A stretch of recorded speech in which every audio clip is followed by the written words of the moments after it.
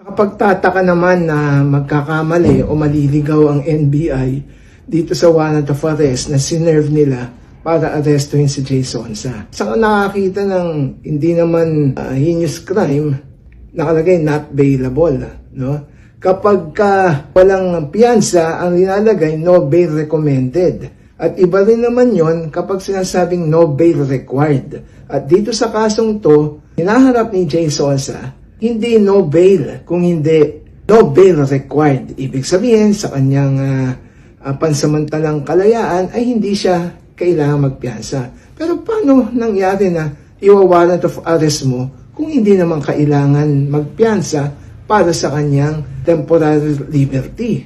Kaya marami dapat maipaliwanag o dapat ipaliwanag ang NBI dito. At sana magsalita na rin po yung husgado doon.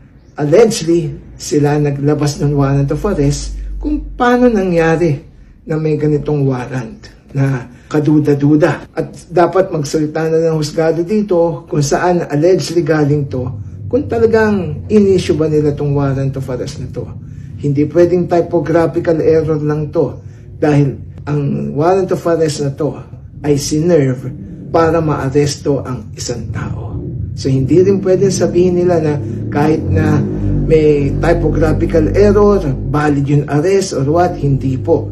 Dahil una ay may duda nga tayo dun sa warrant of arrest mismo na maglalagay sila ng not bailable.